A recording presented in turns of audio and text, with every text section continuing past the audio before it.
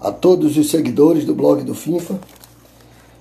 Vamos iniciar hoje a nossa live, a última da semana, com o secretário de Desenvolvimento Agrário, Dilson Peixoto. O petista Dilson Peixoto, que está na secretaria desde janeiro de 2019.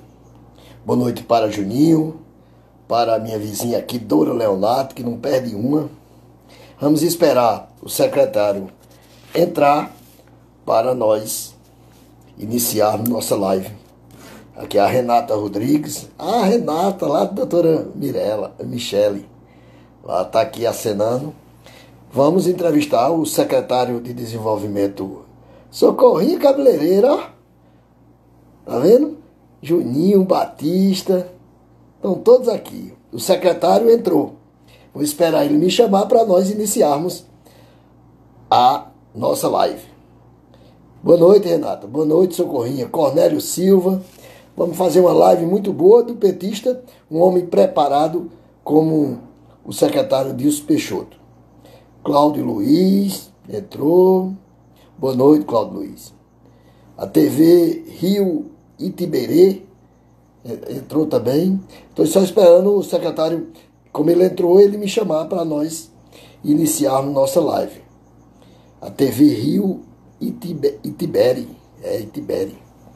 Pronto, ele chamou aqui agora, eu vou visualizar.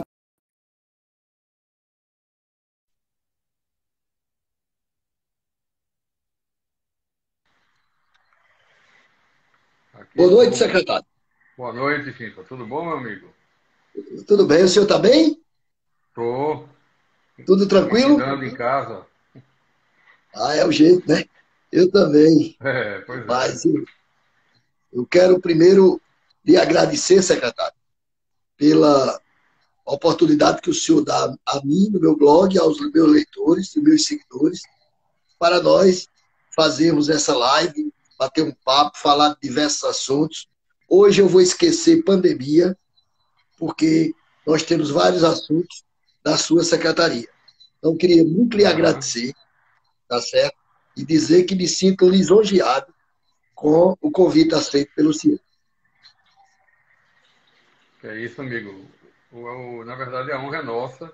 Eu tenho acompanhado o teu blog, tenho acompanhado os seus trabalhos, então a gente vai conseguir falar aqui para muita gente e que vai fazer com que a gente possa prestar contas do que a gente está fazendo na secretaria. Estou à sua disposição, FIFA.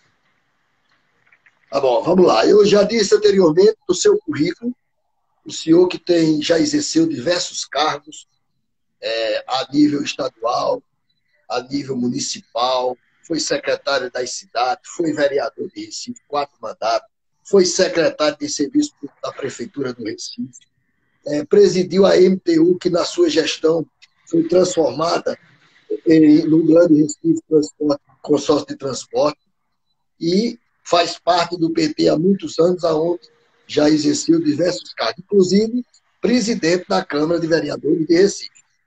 Eu queria, primeiro, secretário, como a sua secretaria é uma das maiores do governo, engloba IPA, IPERP, ProRural, Adagro e SEASA. Como anda os trabalhos da secretaria e desses órgãos vinculados ao senhor?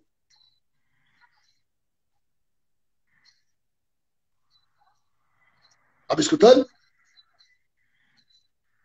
Bom, Secretário? FIFA, a gente não vai falar aqui de pandemia, né? Você está ouvindo bem? Oi? Estou ouvindo, pode falar. Está ouvindo Mas bem? eu sei que estou ouvindo, pode Tá bom o falar. Tá, áudio? pode ouvir. Tá bom, tá bom. Tá bom. Pronto, eu não vou. Perfeito. A ideia aqui não é estar choramingando a história da pandemia, etc., mas, de fato, a gente está sofrendo um impacto grande no orçamento do Estado, né? No orçamento de todo mundo, de todos os órgãos públicos, etc. Então, para você ter uma ideia, a previsão da Secretaria da Fazenda é que a receita do ICMS, que responde por 75% de todo o dinheiro arrecadado pelo governo, a receita do ICMS vai cair, já está caindo e deve cair algo em torno de 26% ao longo do ano.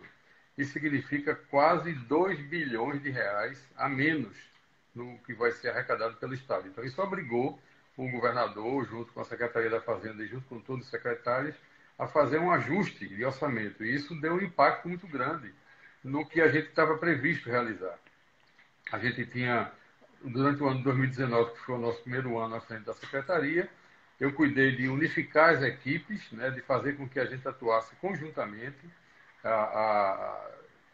tanto a Adagro, quanto o IPA, quanto a ITERP, como o próprio ProRural e a SEASA. Então, a gente começou a fazer reuniões integrando equipes para poder potencializar a capacidade de execução. E a gente criou um programa chamado Pernambuco que Alimenta, que partia do pressuposto de que a agricultura familiar, que é a base da economia agrícola no estado de Pernambuco, ela fosse potencializada e ela tivesse capacidade de, por exemplo, cuidar de todo o ciclo da produção, não só desde o incentivo via assistência técnica do IPA, para que o produtor tenha condições de produzir melhor e mais, e inclusive adaptando a terra, o estudo de terra e etc., qual a melhor cultura para cada propriedade, digamos assim, mas passando pelo processo de buscar, inclusive, na questão da comercialização, um estímulo à criação de cooperativas, de associações de produtores, chegando ao ponto da logística, onde entra a SEASA fortemente nisso. Então, a gente tinha, isso tudo estava orçado, foi aprovado, inclusive, pelo governador, e a gente teve que dar uma reduzida por conta da redução orçamentária. Mas, o que é que a gente fez aí durante esse período? Um dos detalhes importantes é que se você sabe disso, todo mundo que está assistindo aqui sabe disso, que uma das poucas atividades da economia que, por exemplo, o agricultor, ele mesmo em casa, durante esse período da pandemia, ele está produzindo. É como a produção intelectual. Né? A produção intelectual, você em casa, um artista faz músicas, como a gente viu recentemente, a Seu Valença compôs mais de 20 músicas nesse período de isolamento. A Diana Calcanhoto, inclusive, lançou um disco só de músicas que ela fez durante a quarentena. Então, a produção intelectual não para você estando em casa. O agricultor também, ele isolado lá no sítio, ele e a família dele, ele plantou e ele está colhendo. Então, essa é uma atividade que precisa do outro lado, que é o espaço do mercado. Então, a gente criou, com a parceria com a ADDPé, um programa chamado Compra Local, que adquiriu e já distribuiu. Aí é um programa importante, porque ele adquire um produto do agricultor familiar e ele distribui esse produto para as pessoas vulneráveis. Então, a gente já fez uma primeira rodada de R$ 1 milhão.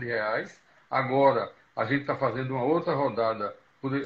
Eu acho que tudo está certo para isso. Essa semana, a gente está fechando um convênio, publicando esse convênio com a DDPE, onde 2,5 milhões vão ser transferidos para a gente através do IPA, e o IPA vai fazer uma aquisição de 2,5 milhões de produtos da agricultura familiar, aí com a novidade, regionalizados. Então, por exemplo, a gente vai incorporar o mel de abelha, vai incorporar a macaxeira, vai incorporar as hortaliças, vai incorporar o queijo coalho, que a gente acha que é fundamental que o setor das queijarias, que sofreu uma certa baque aí na pandemia, também tenha condição de produzir, ovos de galinha e ovos de codorna, além dos produtos da agricultura familiar propriamente dita. Então, a gente vai trabalhar essa compra de 2,5 milhões e, ao mesmo tempo, a gente conseguiu, depois de muita briga, no bom sentido, muita luta, a gente conseguiu que o governo federal liberasse R$ 8.115.000 para um programa de aquisição de alimentos,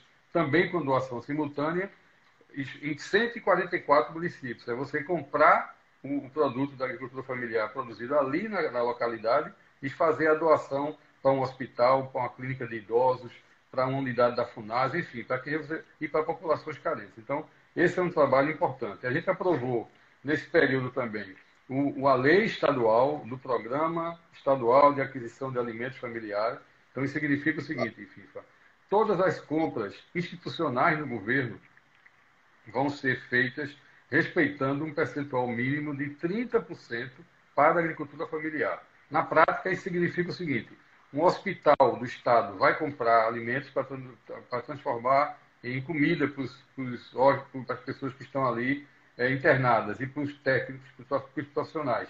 Tudo isso vai ser 30% da agricultura familiar. As unidades da FUNASE, os quartéis da polícia, as escolas, o programa estadual de alimentação escolar. Então, tudo isso vai ser garantido que pelo menos 30% vem da agricultura familiar. A gente está falando aí, FIFA, em algo em torno de 100 milhões de reais, que é o que o Estado adquire por ano de produtos para serem transformados em alimentos. Significa que a gente abrir um mercado de pelo menos 30 milhões de reais para a agricultura familiar fornecer para esses instrumentos. Né? Então, esse é um instrumento importante, além do programa que a gente chama de doação simultânea, novamente, que é adquirir o produtor e distribuir para as pessoas que estão em situação de vulnerabilidade. Então, são programas importantes que a gente está fazendo.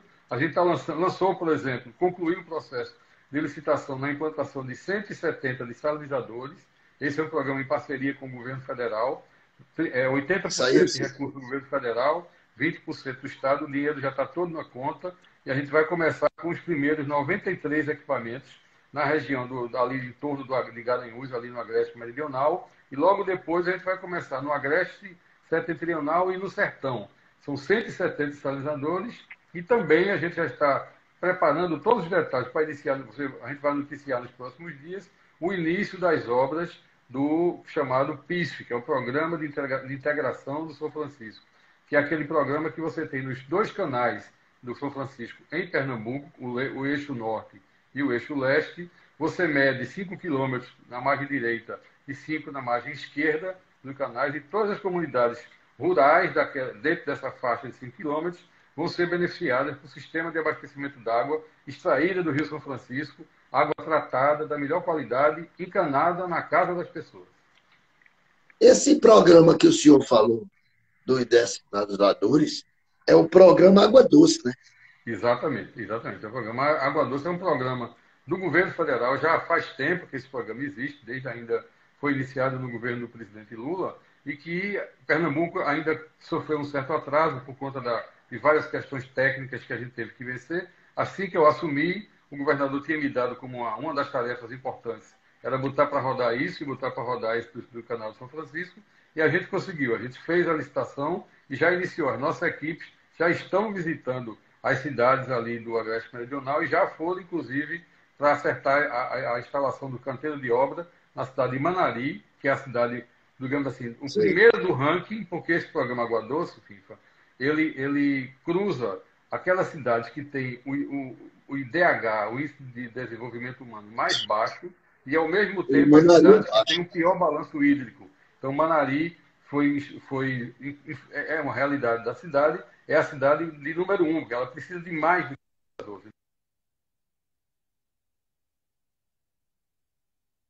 Manari, as equipes já estão lá, já vão se instalar para começar as obras na próxima semana. E aí é importante, porque são obras isoladas uma das outras.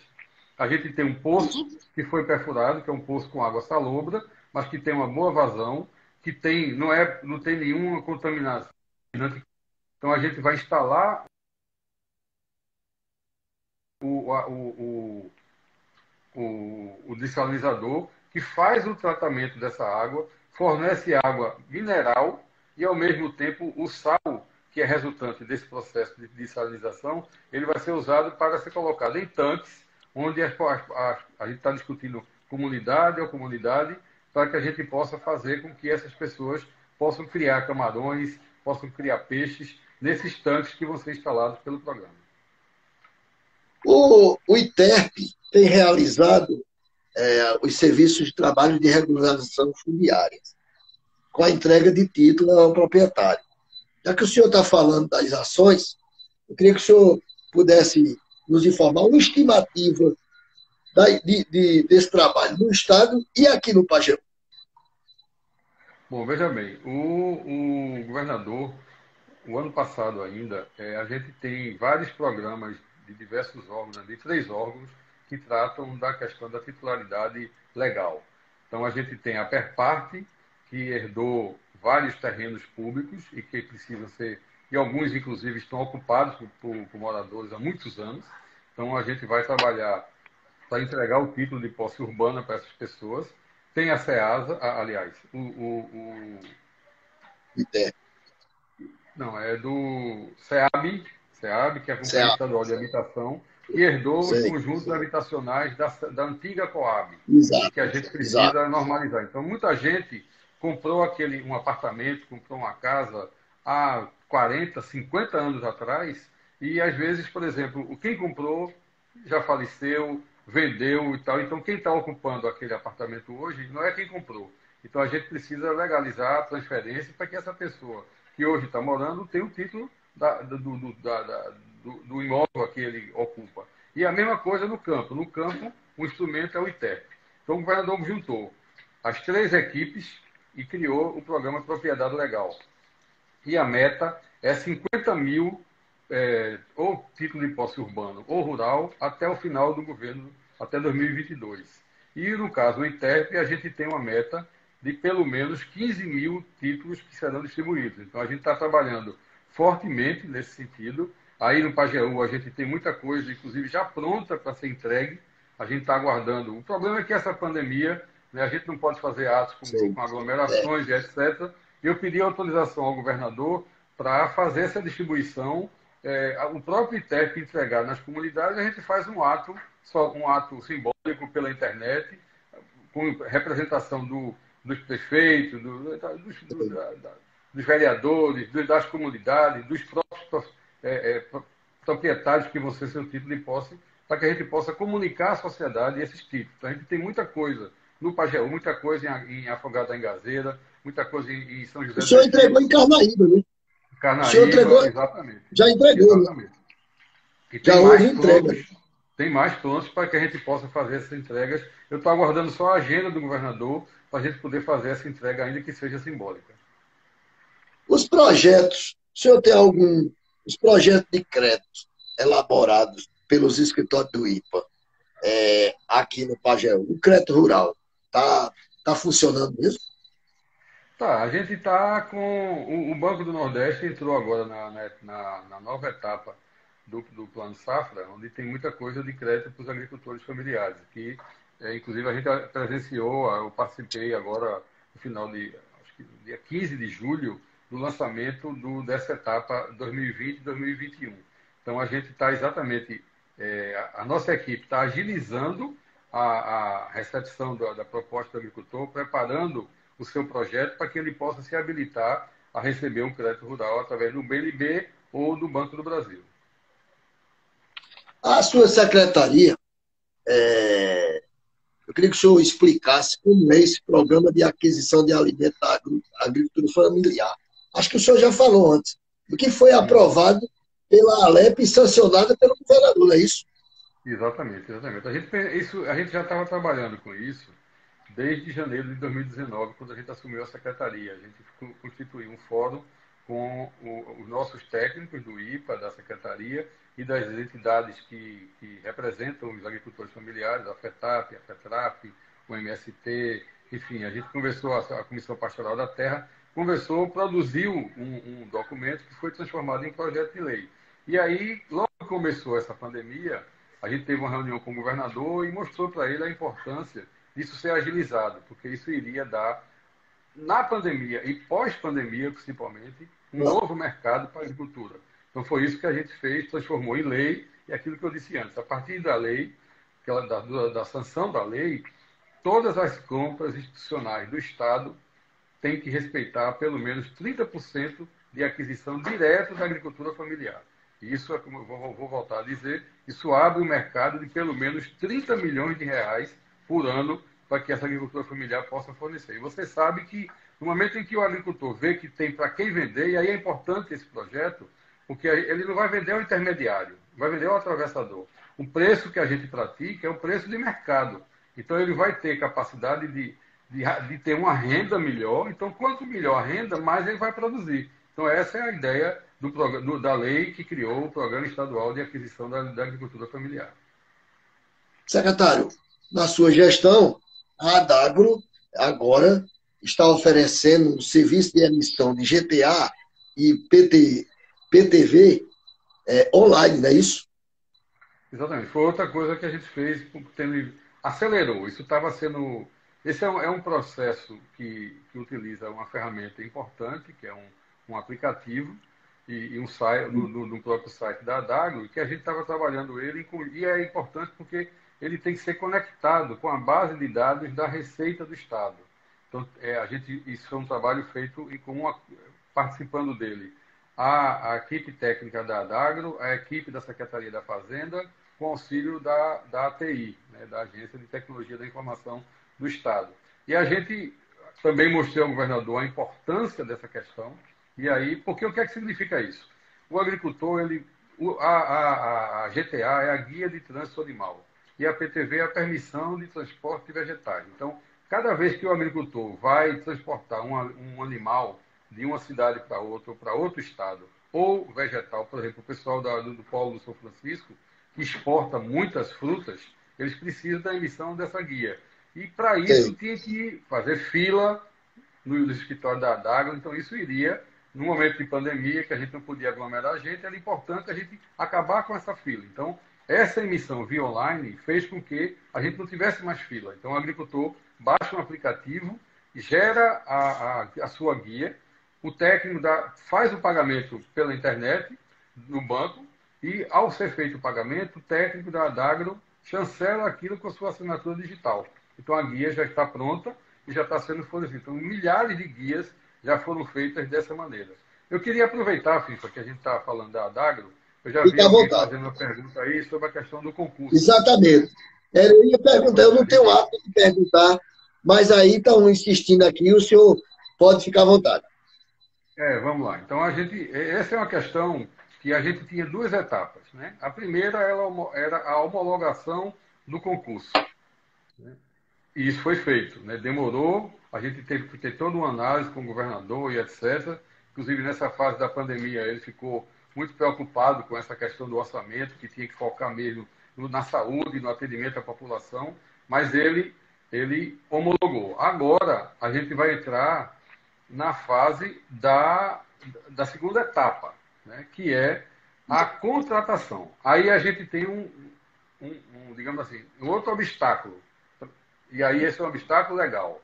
A Lei de Responsabilidade Fiscal estabelece que aquele ente governamental que consome da sua receita corrente líquida, mas... Está ouvindo? Estou ouvindo, estou ouvindo. Consome mais do que 46%. Então, se você consome com o pessoal mais de 46% da sua receita corrente líquida, você entra numa entidade, numa figura chamada limite prudencial. O Estado de Pernambuco está no limite prudencial já desde 2018. Então, desde o final, do último quadrimestre de 2018. Então, significa o seguinte: enquanto você estiver no limite prudencial, você só pode contratar pessoal das 3 áreas definidas pela lei, não é por nós, é uma lei federal, que são consideradas essenciais. Aí são educação, saúde e segurança. Apenas as 3. A gente tentou mostrar na época, e aí tenta mostrar agora, que o que a Adagro faz, por exemplo, é saúde, que no momento em que a Adagro faz com que a qualidade dos alimentos sejam produzidos, que você tenha queijarias produzindo queijo de qualidade, tenha leite de qualidade, tenha frutas, etc. Você tem a rastreabilidade, você sabe exatamente de onde vem e para onde vão cada produto, ovo, etc. Mas a lei é muito rígida. Então, nós não podemos chamar ninguém enquanto Pernambuco estiver na lei dentro do limite prudencial. Isso é muito ruim. É ruim para quem fez o concurso, mas é muito pior para o Estado e para o povo. Porque a gente está... O quadro de pessoal da Adagro é um quadro que faz anos que não tem concurso. Tem muitos servidores da Adagro que têm mais de 60 anos de idade. Então, agora, por exemplo, eles estão em trabalho remoto. E a gente está com uma dificuldade imensa. Então, por exemplo, isso é algo que interessa ao governo, interessa a nós da Secretaria e da Adagro. Então, o compromisso do governador é, primeiro momento em que Pernambuco sair do limite prudencial, os primeiros concursados que serão contratados serão os da Adagro. Eles estão cobrando aí, estão dizendo que... Mas o senhor já explicou, tirar os contratados e os terceirizados, exatamente porque essa lei, no momento, Pernambuco não atingiu essa lei, né? E não tem nada a ver, entendeu? A Sei. lei de responsabilidade fiscal, ela não. A despesa com terceirizados e por contratados, ela não entra na conta do limite prudencial. É só Ah, despesa com o pessoal próprio. Mesmo que você demita, vamos supor, o governador decidiu, não tem mais nenhuma terceirizada, não tem mais nenhum contratado temporário. O limite prudencial continua sendo colocado exclusivamente com a receita versus aham, despesa com o pessoal concursado. Então, essa é a conta. É lamentável isso, mas são limitações que foram feitas pelo governo federal, e não foi agora, faz tempo isso, e que você não tem muito como sair disso. Aliás, não tem como sair disso, a não ser com a mudança da lei. E agora, a gente está numa situação mais complicada ainda, porque, veja bem, eu disse aqui que o ICMS já houve e vai ter uma redução ao exato. longo do ano, né, de cerca de Exato. 26%. Significa o seguinte: a receita corrente líquida diminuiu e a despesa com o pessoal é a mesma, porque o governo não vai emitir servidor. Então, o que o governo paga, quase 900 milhões por mês de folha de pagamento, continua sendo 900 milhões por mês. Então, você veja, se você diminui a tua receita, por exemplo, se eu ganho 1.000, né, ganho 1.000 e gasto 400 reais com alguma despesa, e se o meu salário, em vez de 1.000, passar a ser 700, e eu continuar gastando aqueles 400, o meu limite diminui, em vez de 600, diminui para 300. Então, eu vou ter dificuldade de fazer com que aquilo aconteça. Então, a gente está, inclusive, pedindo ao governo federal que analise essa discussão com relação a limite prudencial, que haja um novo limite, tendo em vista que todos os entes federativos, governo federal, estados e municípios, tiveram e estão tendo redução de receita. Exato. Secretário, aqui no Pajeú foi motivo de várias críticas, blogs, rádio. Eu não sei se. Eu acho que o senhor conhece. O Pajeú é uma região bem de blogs e os rádios com grande audiência. A Rádio Pajeú é uma. Foram várias as críticas em virtude da questão da entrega, da distribuição das sementes de milho e feijão fora da época. Foi que houve isso, eu queria que o senhor explicasse. No Pajeú, Sim, aqui no, que foi fora do período ideal de plantação. Foi o que foi criticado olha, aqui há meses atrás. veja E bem, que chegaram as sementes fora da época do período de plantar, a distribuição. O olha, senhor não veja sabe bem, disso, não? não. Deixa eu te falar, o que é que aconteceu esse ano? A gente iniciou a distribuição das sementes em todo o sertão pernambucano no mês de janeiro. Exato. Inclusive, o que eu mais ouvi quando fui fazer, na época podia fazer, a gente fazia simbolicamente alguns atos, né, para a Hum, distribuição dessas sementes, e eu fui para muitos órgãos de imprensa na época, e o que das pessoas na época era que há anos a semente não era distribuída no mês de janeiro. E a gente já tinha informações da APAC de que haveria um bom inverno esse ano, então a gente correu, o governador correu para liberar e a gente fez a licitação e iniciou no mês de janeiro a distribuição das sementes de todo o sertão.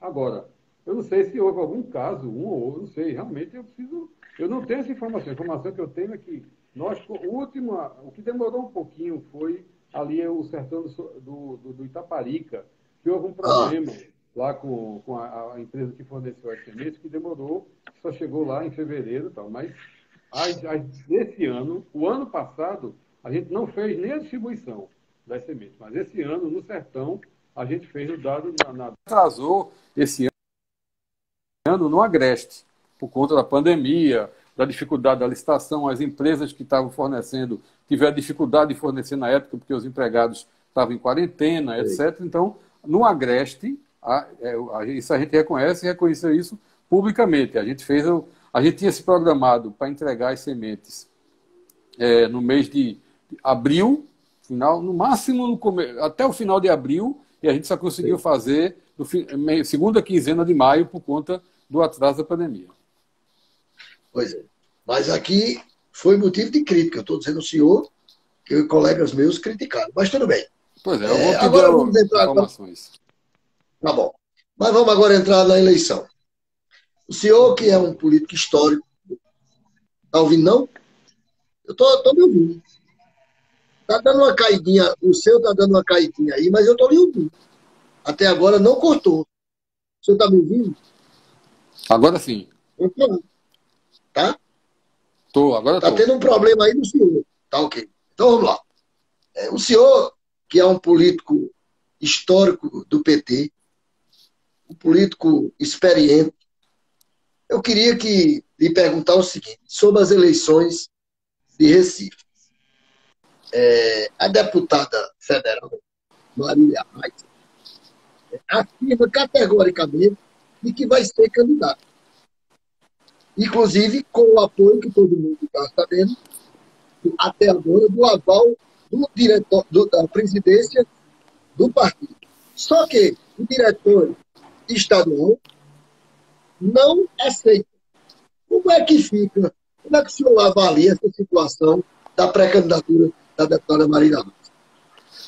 Bom, FIFA, essa é uma situação estranha, né, e sui generis, né, inusitada.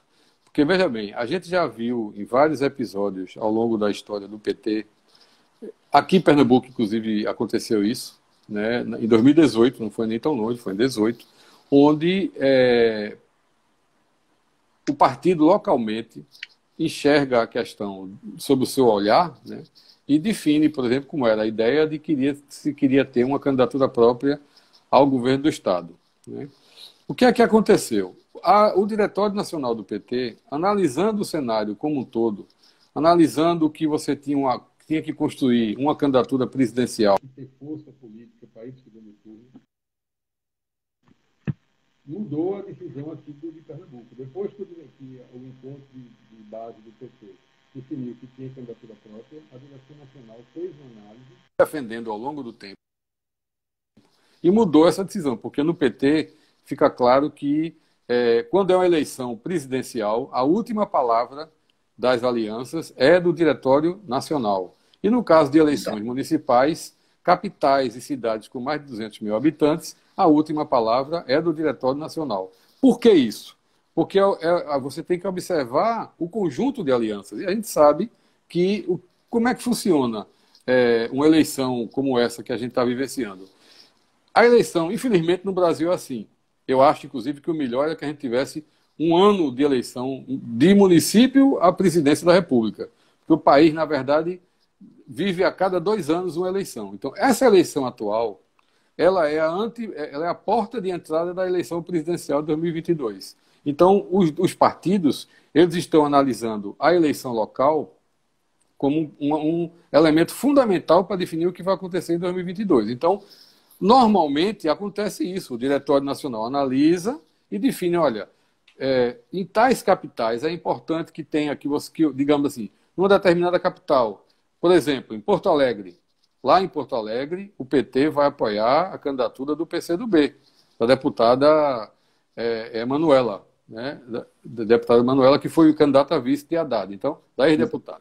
Então, o PT lá em Porto Alegre vai apoiar a candidatura de Manuela. Em outros municípios, o PT tem um candidato. Então, se discute, por exemplo, em Salvador, o governador é do PT, tem uma candidatura forte do PT, e está se discutindo com os partidos da esquerda o apoio a essa candidatura. Aqui em Pernambuco, é a mesma coisa. Mas o que é que aconteceu? De uma maneira inusitada, o Diretório Nacional, previamente, já desde fevereiro, definiu, sem ouvir o Diretório Municipal, definiu que a gente teria candidatura própria em Recife e, mais ainda, que a candidatura seria de Marília Reis. Isso rompe completamente o acordo, uma regra do PT.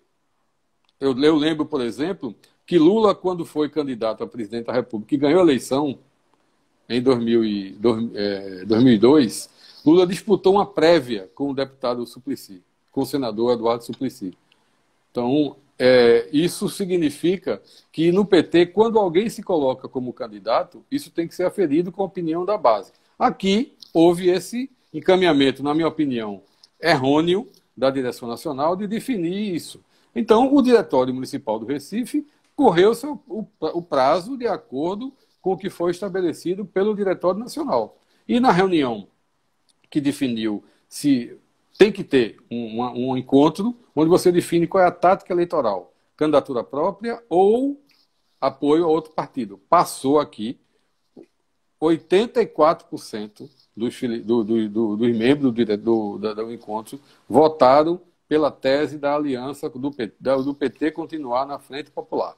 E aproveitou-se e fez um recurso a essa decisão extemporânea da Executiva Nacional, e a gente está aguardando que, nos próximos dias, provavelmente na sexta-feira dessa semana, tenha uma reunião do Diretório Nacional, que é a instância máxima do PT, e que essa questão seja apreciada. A gente espera que essa decisão seja revista. Se não for, vai ser uma situação estranha, onde os dirigentes do PT no local não gostariam de ter uma candidatura e vai ser imposto uma candidatura goela abaixo do diretório, que eu não sei como é que essa candidatura vai fazer campanha, sem conversar com ninguém. E agora, por exemplo, você veja, o diretório estadual, no domingo, aprovou uma resolução apoiando esse posicionamento do diretório do Recife.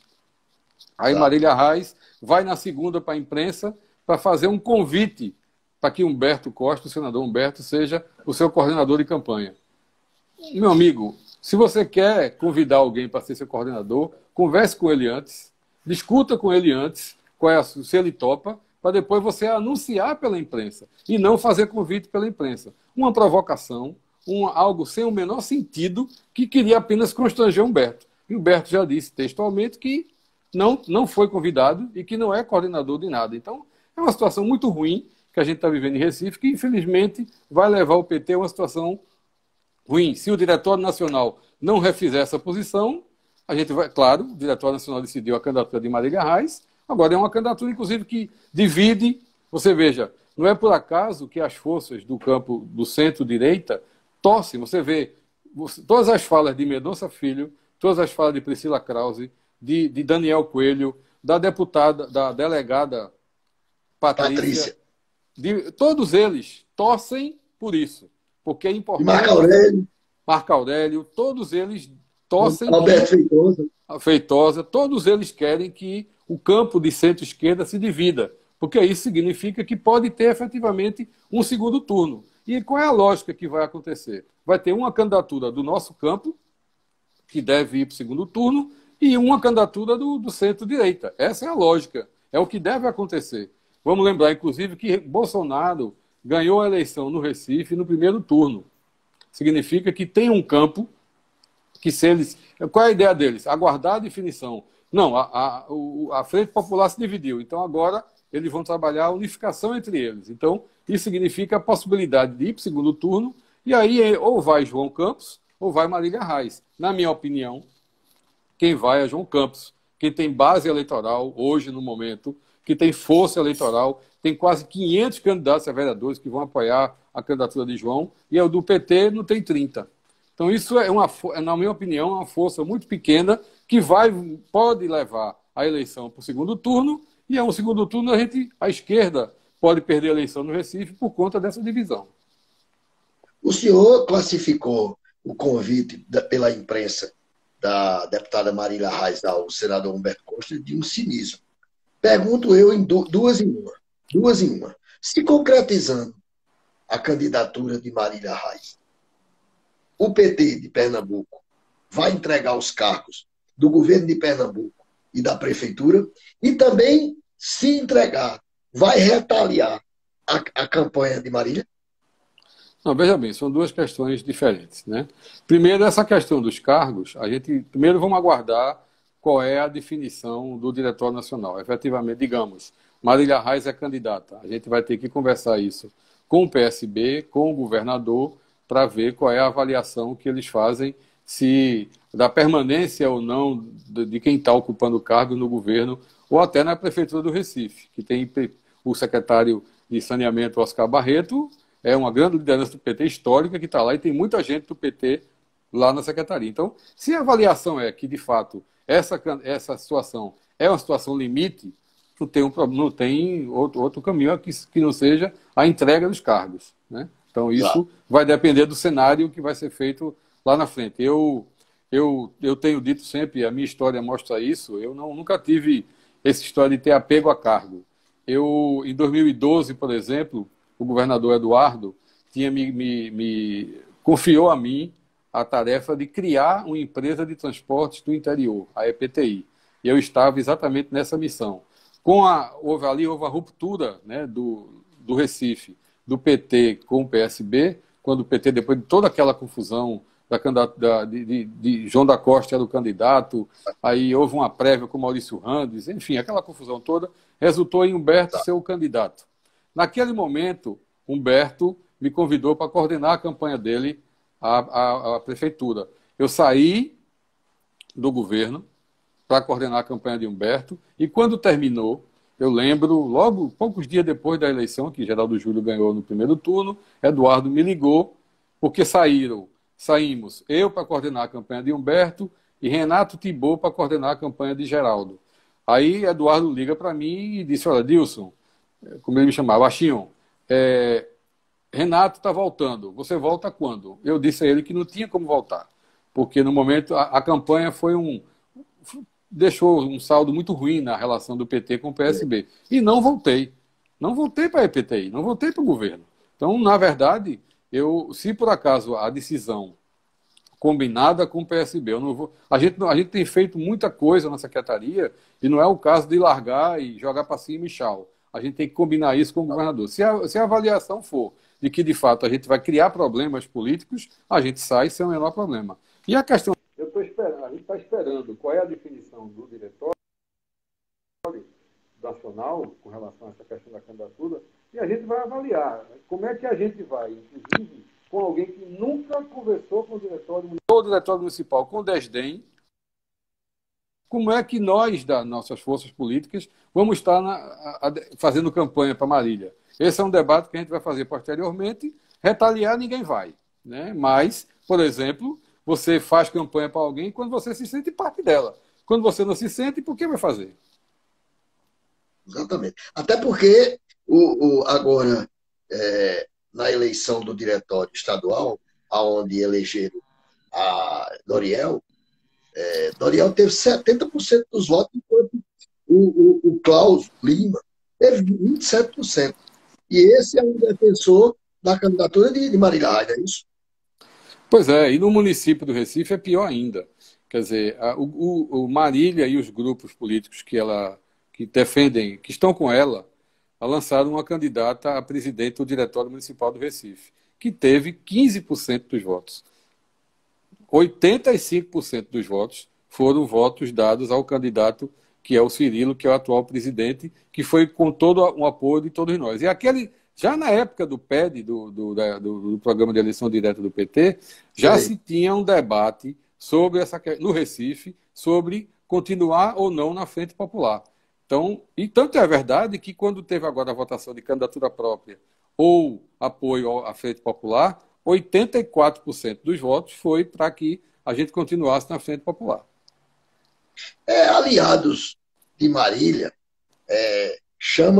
dizem que a aliança PT e PSB seria uma submissão do PT ao PSB. Por que é que o senhor pontua isso?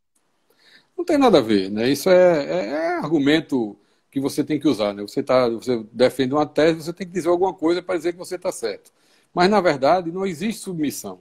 Veja bem, o que é que aconteceu? O PT estava fora de qualquer instância de governo em Pernambuco, tanto estadual quanto municipal. E em algumas tem 7 prefeituras, infelizmente, apenas. A gente precisa ter mais. Então, a gente precisava ter espaço para poder conseguir fazer com que o PT mostrasse sua capacidade de fazer política. E aí eu sempre pergunto, quer dizer, eu não estou aqui me autoelogiando, mas a gente tem feito muita coisa na Secretaria de Desenvolvimento Agrário, e a gente está mostrando a competência do PT de fazer políticas públicas. Na Secretaria de Saneamento, a mesma coisa. Oscar, junto com a equipe que ele montou lá, tem feito muita coisa nessa área. Muitas obras que estavam num ritmo lento foram aceleradas e muitas entregas têm sido feitas pela Secretaria. Então, isso mostra a nossa capacidade. Então, isso faz com que a gente fale para mais gente. Com que o PT hoje, por exemplo, tem 3 deputados federais, né? Aliás, 2 deputados federais, 3 deputados estaduais. Então, isso faz com que a gente tenha muito mais ampliação do nosso arco de aliança. Então, na verdade, não existe esse negócio de submissão. Submissão é quando você deixa de existir.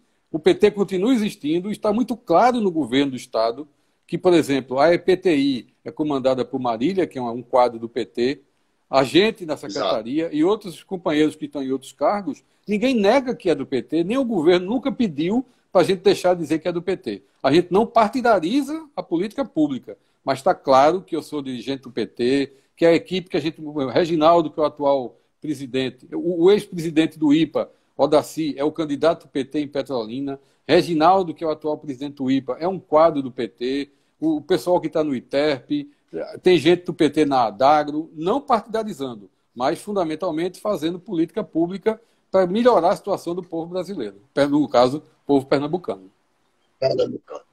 Em certo momento, a deputada Tereza Leitão, que é uma defensora da candidatura de Marília Reis, disse que as suas críticas a Marília era machista.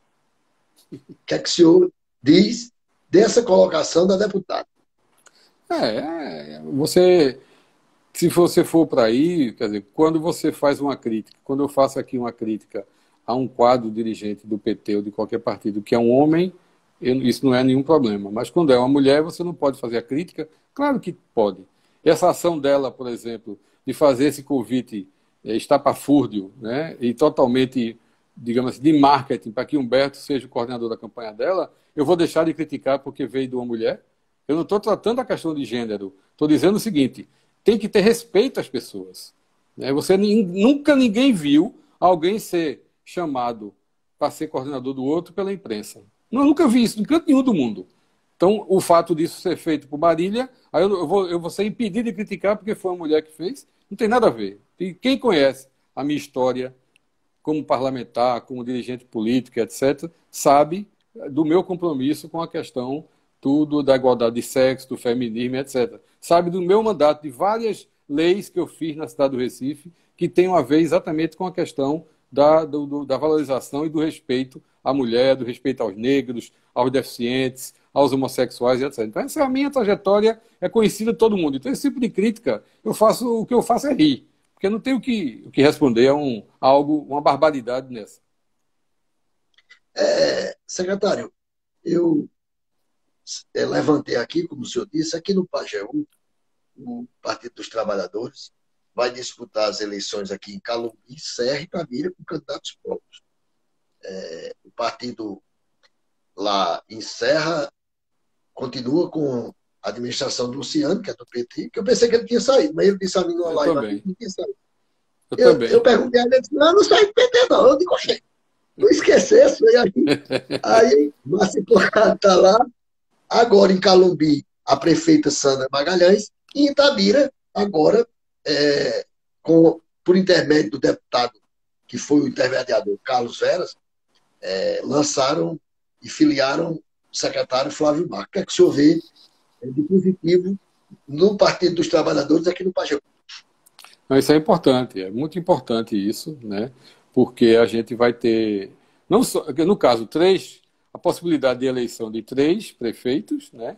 Na região do Pajeú, além da volta, por exemplo, do PT para a Frente Popular em Afogado da Engazeira. Isso é um elemento fundamental, né, que vai garantir com que o PT, com certeza, eleja vereadores, que eleja vereadores e tenha a capacidade de voltar. Faz tempo que o PT não tem vereador em Afogado da Engazeira, então a gente agora vai ter, com certeza, a possibilidade de eleger vereadores e voltar, inclusive, lá na frente, quando se tudo der certo na eleição, com certeza o PT vai compor algum espaço no governo e vai mostrar que a gente tem quadros, como tinha, por exemplo, na época, a Joana, que foi secretária e até pouco tempo atrás foi uma grande parlamentar, uma grande companheira que estava fazendo o trabalho dela. Olha, está chegando, eu pontuei aqui, não sei se o senhor leu, uma frase do deputado Gonzaga Patriota ontem, lá em Petrolina, do qual eu postei na minha coluna, né? Onde ele disse que eu nunca vi uma decisão nacional se sobrepor às deliberações estaduais. É exatamente aquilo que o senhor falou. Eu também não acredito que a deputada Marília Reis seja candidata. Agora, só para encerrar, eu queria só saber o seguinte, eu fugi um pouco. Qual é o prazo da definição de sim ou não da candidatura de Marília Reis? Bom, o prazo político, inclusive, é agora em agosto, né? Na convenção. Até o dia Exato. 5 de agosto a gente espera resolver isso. Há uma expectativa, vai ter uma reunião do Diretório Nacional do PT, virtual, mas vai ter agora, sexta-feira agora, dia 31. Nessa reunião, a gente imagina que tem vários recursos que foram, não tem o de Recife, tem de outras capitais que têm recurso, que vão ser apreciados em última instância pelo Diretório Nacional. Se não der tempo, eles vão ter que convocar uma outra imediatamente para poder definir, porque, na verdade, houve uma decisão, é o que eu disse, houve uma decisão prévia, extemporânea, da Executiva Nacional do PT, e agora tem o rito, que é o encontro municipal que definiu uma política diferente daquela. Então, a gente vai precisar ter a definição do Diretório Nacional para resolver de uma vez por todas essa questão. Secretário, como é que o senhor avalia a atuação parlamentar do deputado Carlos Veto? Grande deputado, né? Ele surpreendeu, né? Carlos é um cara, uma pessoa jovem, né? Foi um excelente dirigente sindical, né? Foi presidente de sindicato, da CUT, um grande mandato, mas a gente tinha expectativa, né? Porque você, veja bem, você quando chega ali em Brasília, você, como deputado federal, você é um entre 513. E você, para conseguir se destacar, você tem que ser bom. E Carlos mostrou que é bom. Hoje ele é um deputado conhecido no país todo. Ele defende uma categoria importante, que é o agricultor familiar em especial, mas ele não tem ficado só nisso. Ele trabalha outras temáticas. Ele hoje é um dos líderes, tanto que está concorrendo aí no prêmio do DIAP. Mostrou exatamente em apenas um ano de mandato, né, ele conseguiu ser um dos que fazem a opinião dentro do Congresso Nacional. Um grande mandato do nosso Carlos Veras. Deputado, eu queria lhe agradecer. Queria dizer de que nosso bate-papo foi muito produtivo e o senhor com a competência invejável, mas queria lhe agradecer a sua disponibilidade de me aceitar nosso convite. Eu queria que o senhor deixasse aqui as suas considerações finais. FIFA, primeiro eu queria reiterar, né, quem tem que agradecer aqui sou eu, né, de você ter me convidado para fazer uma live na tua rede social. Então, para mim, isso é uma honra e eu estou sempre à disposição. Queria agradecer, eu estou vendo aqui vários amigos e amigas que estão assistindo, e mandar um abraço para todos eles, para todas elas, e principalmente para você e para os nossos espectadores, de que a gente continua na luta, sempre do mesmo lado, o lado do povo. Muito obrigado e boa noite. Boa noite, deputado, secretário. Um abraço, viu? Muito obrigado. Um abraço, FIFA.